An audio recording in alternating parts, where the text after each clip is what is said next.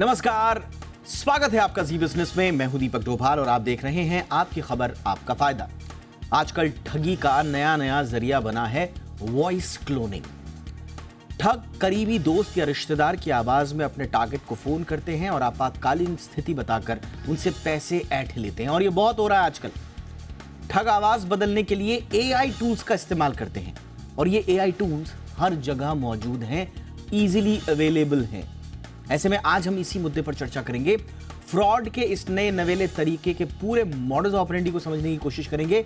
बताएंगे कि अगर ऐसी कॉल कोई आती है तो सावधानी कैसे बरतनी है, पता कैसे करना है कि वॉइस क्लोनिंग है या नहीं, और इस तरह के फ्रॉड कॉल्स की पहचान करने के बाद हम कैसे बच सकते हैं। इस पर करेंगे विस्तार से एक्सपर्ट्स के साथ चर्चा। पहले ये रिपोर्ट।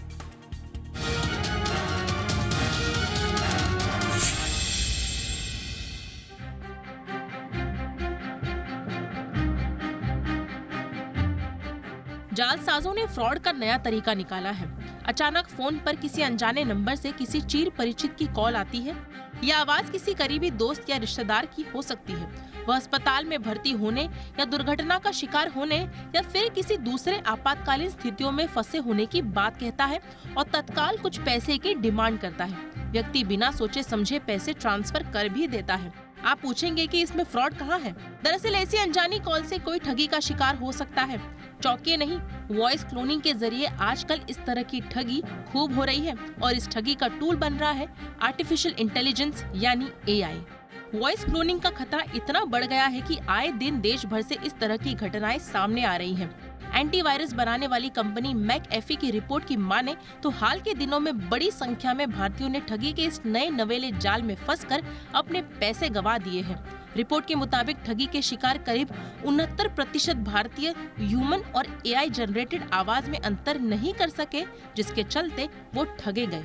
एआई वॉइस क्लोनिंग को वॉइस सिंथेसिस के नाम से भी जाना जाता है। ये एक ऐसी टेक्नोलॉजी है जिसमें मशीन लर्निंग या आर्टिफिशियल इंटेलिजेंस का इस्तेमाल किसी इंसान की आवाज की नकल उतारने के लिए किया जाता है। इसके लिए आवाज की महज 3 से 5 सेकंड की क्लिप चाहिए होती है, जिसका इस्तेमाल वॉइस सैंपल को एनालाइज करने और यूनिक वोकल कैरेक्टरिस्टिक्स तैयार करने में किया जाता है।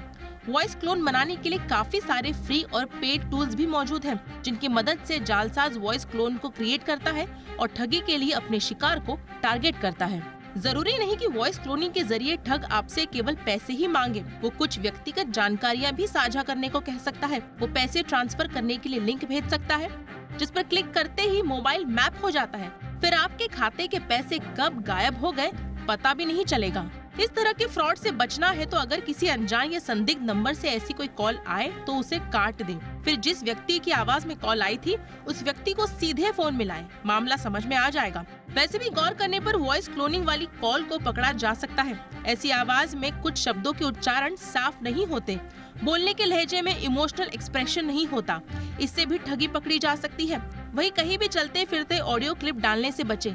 वही हमेशा ध्यान रखे, कोई भी किसी विपरीत हालातों में सबसे पहले अपने घर या सबसे करीबी दोस्त को फोन करता है। ऐसे में किसी जानने वाले का अनजान नंबर से पैसे को लेकर फोन आए तो अलर्ट हो जाए, कॉल को काट दे, वरना आपकी जेब कटते देर नहीं लगेगी। ब्यूरो रिपोर्ट, जी मीडिया। बहुत ही खास मेहमान आज की चर्चा में हमारे साथ जुड़ रहे हैं अमित दुबे जी, जाने माने एआई एक्सपर्ट हैं। अमित जी, बहुत बहुत स्वागत है आपका। हमारे साथ हैं डॉक्टर प्रशांत माली, साइबर सिक्योरिटी और लॉ एक्सपर्ट हैं। बहुत बहुत स्वागत है डॉक्टर माली आपका भी हमारे शो पर। अमित, चर्चा की शुरुआत आपसे कर रहा हूं। ये तो ऐसा जी का जंजाल हो गया है एआई कि आप अखबार खोलिए, वेबसाइट खोलिए, इतने सारे फ्रॉड्स और एक के बाद एक फ्रॉड्स, समझ में ही नहीं आता है। जब तक हम एआई के अच्छाइयों पर बात करते हैं कि एआई से रिवॉल्यूशन आएगा, क्रांति आएगी, सब कुछ बदल जाएगा, एंड देन अगेन पीछे पीछे इस तरह की चिंताएं भी आ जाती हैं। अब ये जो वॉइस क्लोनिंग वाला है, ये तो सच में बड़ा इशू है। तो बेसिक्स क्या है जो हमारे दर्शकों को ध्यान में रखने चाहिए? देखिए, कोई भी एआई वॉइस क्लोन करने के लिए कुछ चीजों की जरूरत होती है। एक तो वो एल्गोरिथम डेवलप करने के लिए आपको एक हाई परफॉर्मेंस कंप्यूटिंग की जरूरत है, क्योंकि जब आपका सैंपल वॉइस मिल जाता है उसके बाद कम से कम 7 से 8 घंटे लगते हैं उसकी प्रोफाइलिंग करने में, जिसके लिए एक हाई परफॉर्मेंस कंप्यूटिंग की जरूरत होती है, जो नॉर्मली क्रिमिनल्स लोग क्लाउड पर ले लेते हैं। लैपटॉप भी मिलते हैं, लेकिन लैपटॉप काफी कॉस्टली होते हैं, तो हर क्रिमिनल शायद उसको अवेल नहीं कर सकता। पर क्लाउड पर वो अवेल हो जाता है। और कुछ टूल्स हैं जो इस तरह के, जैसे डिस्क्रिप्ट करके टूल है जो वॉइस क्लोनिंग में बड़ा यूज हो रहा है आजकल। ये सारे जो टेक्नोलॉजी है वो इनेबल करती है क्रिमिनल्स को कि वो किसी की भी वॉइस क्लोन कर लें। अब किसी की भी वॉइस क्लोन करने के लिए उसका एक सैंपल चाहिए। तो क्रिमिनल पहले आपसे बात करेगा, आपको कोई टेलीकॉलर बन के कॉल करेगा, आपको किसी डिपार्टमेंट से कॉल करेगा और फिर आपको एंगेज करेगा और आपसे कुछ वर्ड्स बुलवाने की कोशिश करेगा। ये जो कीवर्ड्स हैं ये हेल्प करते हैं क्रिमिनल्स को आपकी वॉइस को एग्जैक्टली इस तरह से क्लोन करना कि जब वो पैनिक सिचुएशन में कुछ आपकी वॉइस से बुलवाएंगे तो वो हूबहू आपकी आवाज लगेगी। तो ये ध्यान रखिए कि यदि कोई अननेसेसरी आपको कॉल करके कुछ ऐसी बातचीत कर रहा है जिसमें कि आपको अर्जेंसी दिखाई जा रही है, तो उस पर सचेत हो जाएं, क्योंकि वो आपकी आवाज रिकॉर्ड कर रहा है, उसको वो सैंपल वॉइस बनाकर क्लोनिंग करेगा। दूसरा जो ध्यान रखना है कि कोई भी आपको क्लोन वॉइस में बात कर भी रहा है तो उसने उस व्यक्ति के सारे चैनल हैक नहीं कर लिए। तो अननोन नंबर से कॉल करता है, आप उसको कॉल बैक कीजिए, उसके ओरिजिनल नंबर पे कॉल बैक कीजिए, व्हाट्सएप पे कॉल कीजिए, किसी भी दूसरे चैनल पे वेरीफाई कीजिए कि वो व्यक्ति इस वक्त कहाँ है, क्या कर रहा है। हो सकता है कि क्रिमिनल इस बात का फायदा उठाए कि जो व्यक्ति है जिसकी आवाज क्लोन की जा रही है वो फ्लाइट में है, वो किसी ऐसी जगह है जहां पर उससे बातचीत नहीं हो सकती। तो फिर आप पैनिक हो जाते हैं। आप धैर्य रखिए, पैनिक मत होइए, क्योंकि वो आपको डर दिखाकर ही लूटना चाहता है। तो ये 2-3 चीजें हैं, मेरे ख्याल से याद रखेंगे तो ये जो क्लोन्ड वॉइस करके पैसे मांगने का तरीका है, इससे तो आप बच सकते। एब्सोल्युटली। ये बहुत इंपॉर्टेंट चीज़ है कि आपको ये ध्यान में होना चाहिए कि कभी भी किसी तरह की इस तरह की अर्जेंट कॉल्स आपको आती हैं तो सबसे पहले तो उसे शक की नज़र से देखना है। सबसे पहले अपना शक दूर करिए, उसके बाद आगे बढ़िए, एकदम से इनके जाल में मत फंसिए। ये शुरुआती आपके लिए बुनियादी चीज़ बताई। डॉक्टर माली, अब आपके पास आना चाहेंगे। ऐसी परिस्थिति में कि किसी के साथ ये वॉइस क्लोनिंग करके अगर कुछ ठगी हो भी गई तो फिर उसके पास क्या अधिकार रह सकते हैं, कानून में क्या है, उसको करना क्या है सर? मैं पहले आपको मैं कैसे प्रिकॉशन लेता हूँ वो बताता हूँ आपको। Sure sir. क्योंकि कई बार ऐसे हड़बड़ी में फोन आते हैं और मुझे तो बिकॉज लॉयर होने से आपके मुंह से कुछ भी उगलवाना भी चाहते हैं कई बार, जो आपके जो क्लाइंट्स या क्लाइंट्स के दोस्त या हमारे सामने वाली पार्टी जो होती है। मैं अक्सर जब ऐसे फोन मुझे आते हैं और मुझे बात करना है उनसे, तो मैं एक छोटा रेडियो या टेप रिकॉर्डर जैसी एक मेरी इंस्ट्रूमेंट है, उसे मैं चालू कर देता हूँ। आप छोटा रेडियो रखिए या छोटा टेप रिकॉर्डर, अपना छोटा ब्लूटूथ स्पीकर रखिए, उसमें एक म्यूजिक वाला कोई भी आप गाना बजाइए उसमें, या फिर म्यूजिक बजाइए सिर्फ प्लेन, और कभी भी फोन अटेंड कीजिए।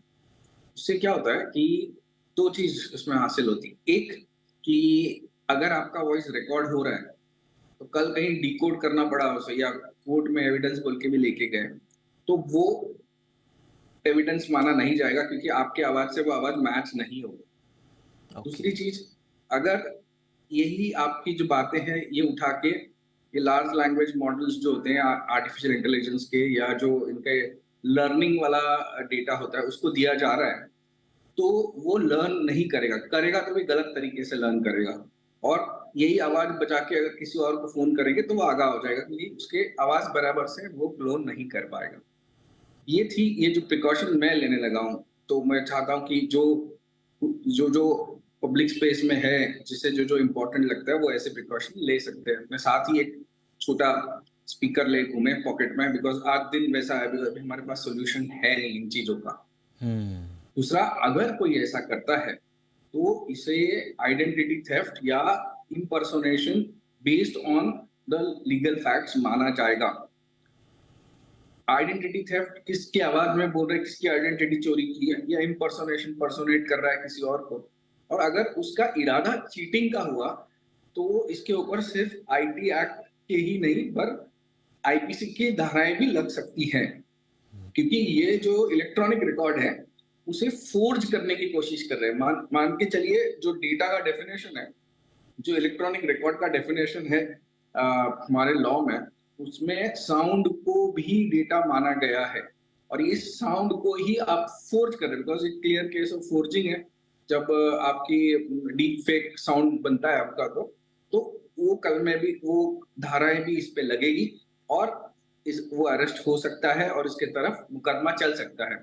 अभी हमारे पास लॉ तो है, लेकिन इम्प्लीमेंटेशन अभी उसका होना, और जो सामाजिक प्रबोधन है, जो लोगों के बीच जो ये जागरूकता हमें लानी चाहिए कि कैसे इस नई नई जो टेक्नोलॉजी के बदौलत जो हमारे पास नई नई जो साइबर क्राइम्स आते हैं उससे, या नए नए साइबर क्राइम के तरीके ये फ्रॉडस्टर्स जो ये मेवात जामताड़ा रीजन में बैठ के ढूंढ के निकालते हैं, उसका काट होना चाहिए। कायदा तो बाद में आता है, लॉ, कानून, पुलिस, कोर्ट कचहरी सब बाद में आते हैं, लेकिन ये इस कानून के बीच में और टेक्नोलॉजी के बीच में जो, जब तक कानून पकड़ नहीं लेता, ये टेक्नोलॉजी से फ्रॉड करने वाले लोग काफी पैसा बना ले जाते हैं और काफी पैसा आपका उड़ा ले जाते हैं।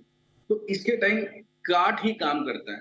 तो आपको मुझे ये जो काट है ऐसे सब टेक्नोलॉजी का, उसे सब जगह से प्रसिद्धि देना, सब जगह से सब तक पहुंचना, उनकी भाषाओं में पहुंचना बहुत जरूरी है। एब्सोल्युटली।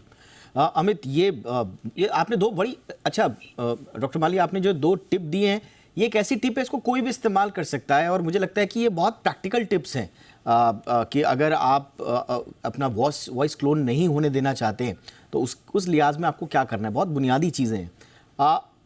अब अमित, क्या हम ये पता कर सकते हैं कि सामने वाला जो कॉल आ रहा है वो एक AI मॉड्यूल का कॉल है या एक क्लोन्ड कॉल है? वो क्या टिप्स हो सकते हैं?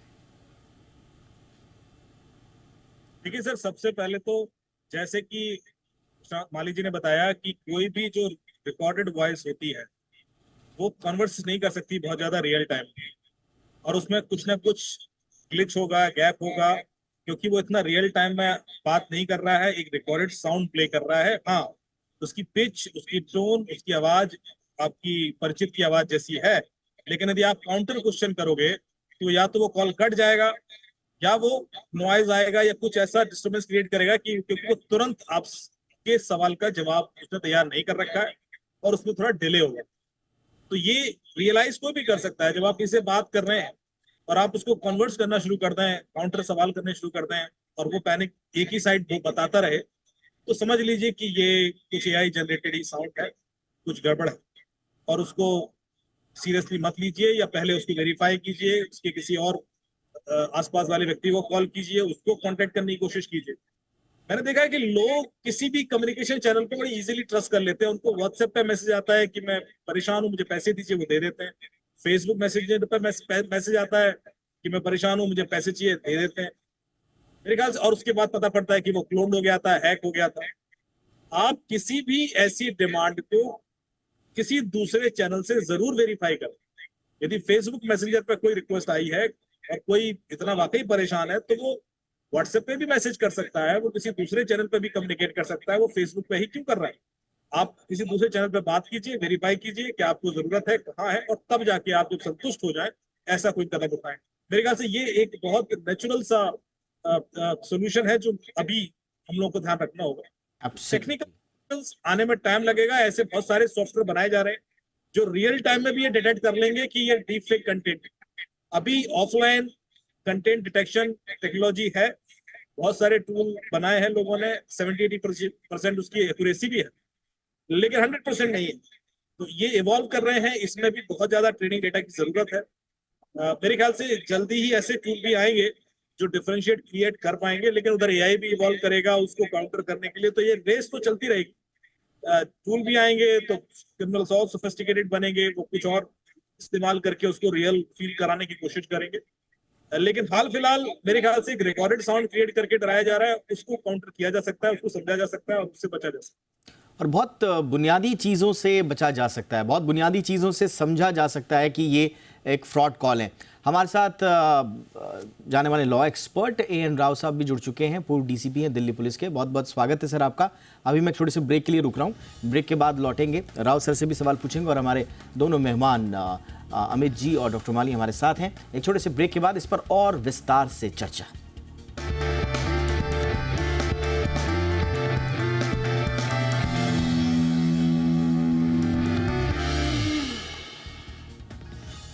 ब्रेक के बाद आपका स्वागत है। तो आवाज AI वाली करना दे आपका खाता खाली। जी हाँ, इसलिए हम ऐसा कह रहे हैं क्योंकि हो चुके हैं कई लोगों के खाते खाली। एक अजीब सी अर्जेंसी वाली आवाज़ आती है, आपको लगता है कि मेरा कोई अपना ही मुझे कॉल कर रहा है, और उसके बाद पैसे की डिमांड की जाती है, अर्जेंसी दिखाई जाती है और आपके इमोशंस का फ़ायदा उठाकर खाता खाली हो जाता है। जब तक आपको समझ में आता है हुआ क्या, तब तक ये रफू चक्कर हो चुके होते हैं ठग। राव सर, इसमें चुनौतियां किस तरह की आएंगी सर? देखिए, क्योंकि ये इवॉल्विंग एक थ्रेट है, ये पूरा सिस्टम ही इवॉल्विंग है। अब हम ये जानते हैं कि पुलिस का, प्रशासन का सिस्टम जो है वो एक निश्चित गति से काम करता है, उनकी लिमिटेशंस भी हैं क्योंकि काम दूसरे भी हैं, और इन लोगों के पास फ्रीडम होता है। तो कैसे इनके पेस को पकड़ेंगे? क्योंकि एआई तक पहुंचने के लिए आपको उस तरह के प्रोफेशनल्स भी चाहिए फोर्सेस में, एजेंसीज में, पुलिस में, कि वो इनको ये क्या करने वाले हैं उसको समझ पाएं। तो ये पेस को पकड़ेंगे कैसे सर? देखिए दीपक जी, ये जो नया प्रकार से जो है, ये एक नया तरह से फ्रॉड का एक आया है एआई के थ्रू। वॉइस को सिमिलर आदमी की वॉइस बता के, जैसे कोई जानने वाले का, ऐसे बहुत से केसेस मेरे नोटिस में भी आए हैं, हमारे जानने वालों के साथ हुआ है कि किसी ने कहा जी मेरे रिश्तेदार की आवाज़ में मेरे को कहा कि बड़ी इमरजेंसी है, इसको पैसे दे दो और इतने दे दो, ये दे दो, वो दे दो। ये सब करने के बाद अगर ऐसी चीज़ें होती हैं तो मैं सबसे पहले, आपने जो बोला क्या चुनौतियाँ आएंगी, मैं उस पर आता हूँ।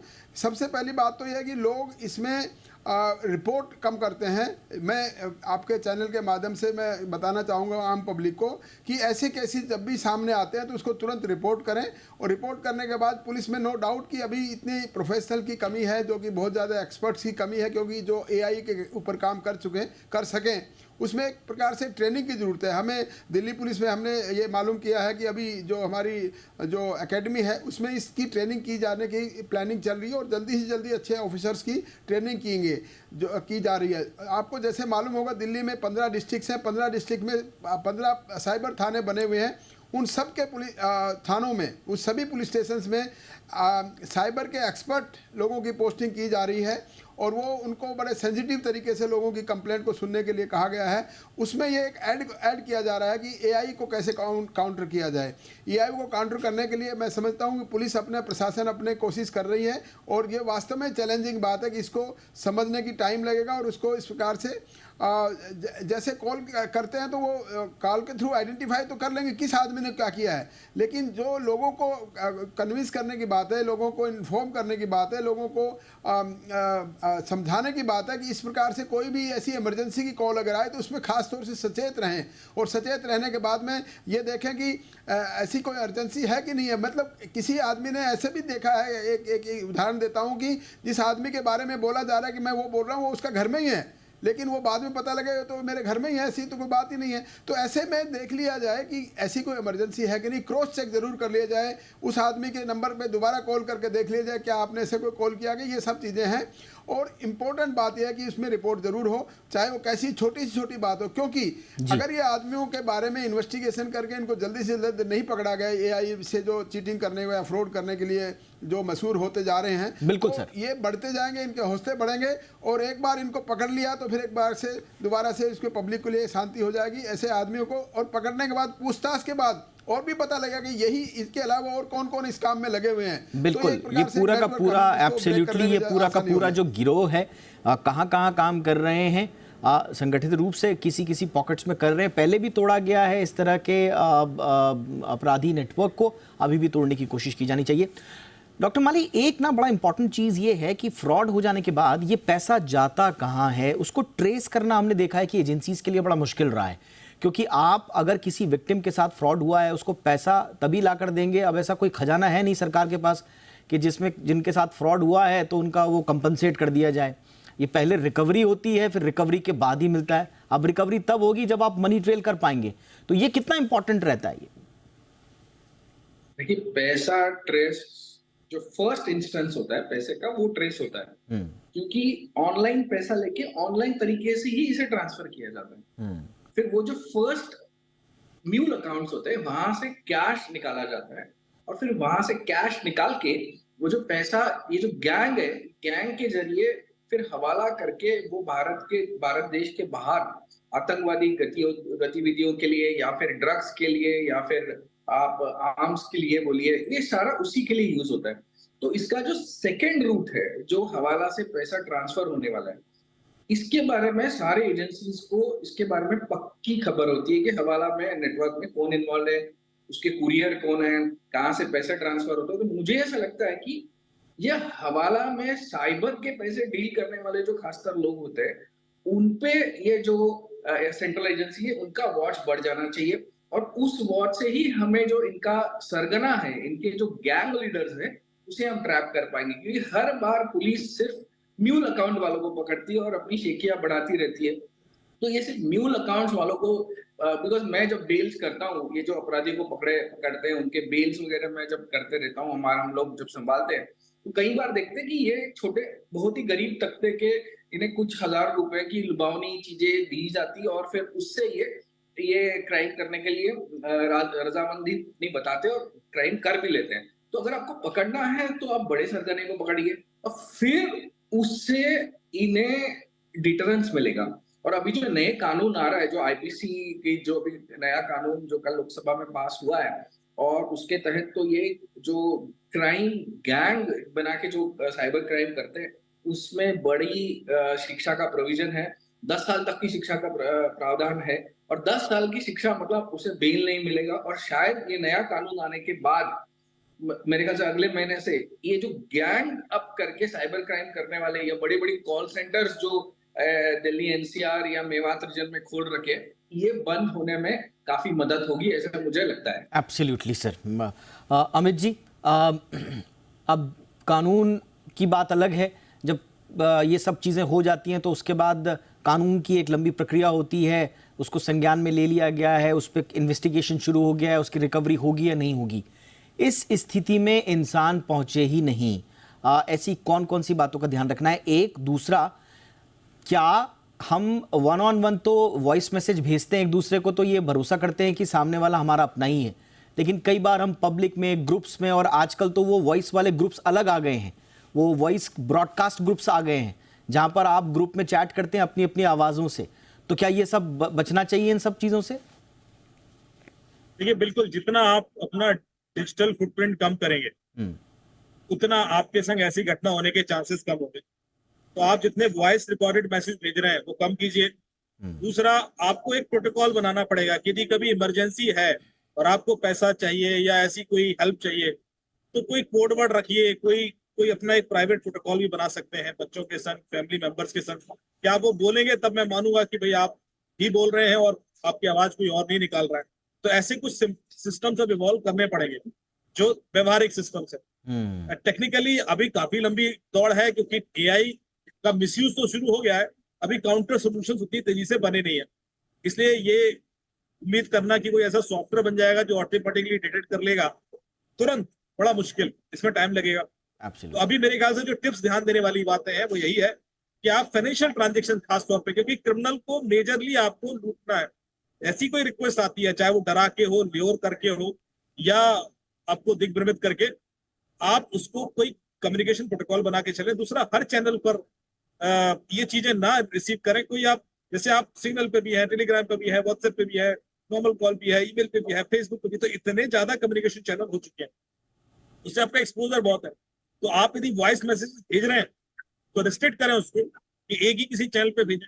ऐसा आपने बिल्कुल सही कहा कि आपने बिल्कुल जो कहा ना कि डिजिटल फुटप्रिंट जो है वो कम से कम रखें, होते हैं उसमें अभी वॉइस मैसेज कभी ना भेजें। हाँ, बिल्कुल। 1-on-1 भेजेंगे फिर भी ठीक है। जी। जब आप ग्रुप में भेजते हैं तो वो डेटा कई लोगों के संग जाता है, कई लोगों के संग जाता है, उनके फोन कंप्रोमाइज हुए, वहां से निकल गया और वो आपके हाथ में नहीं रहेगा, किसी भी जगह जा सकता है, थोड़ा रिस्क ज्यादा है। बिल्कुल। तो जितना आप लिमिटेड वॉइस कम्युनिकेशन जो रिकॉर्डेड मैसेज भेजेंगे, उतना मेरे ख्याल से चांसेस कम होंगे। और जो कॉल आ रहे हैं, जो चाहते हैं कि आपकी आवाज क्लोन कर लें, उनको भी थोड़ा सा ध्यान रखें, क्योंकि वो यदि बहुत लंबा कम्युनिकेशन कर रहे हैं और आपसे कुछ ऐसा कहलवाने की कोशिश कर रहे हैं, तो ये आपकी वॉइस प्रोफाइलिंग हो रही है बेसिकली। बिल्कुल अमित जी, मेरे पास वक्त की कमी है। बहुत बहुत शुक्रिया आप तीनों का, बहुत महत्वपूर्ण विषय पर बातचीत हो गई। अमित दुबे जी, बहुत बहुत शुक्रिया, आपने वक्त निकाला। Doctor Mali, thank you so much. Rao sir, थोड़ा समय से आप पहुंच नहीं पाए, आपसे बातचीत कम हो पाई, लेकिन जो भी इनसाइट आपने दिए बहुत इंपॉर्टेंट दिए। Thank you so much sir, बहुत बहुत शुक्रिया। आपकी खबर आपका फायदा में इतना ही, इजाजत दीजिए, नमस्कार।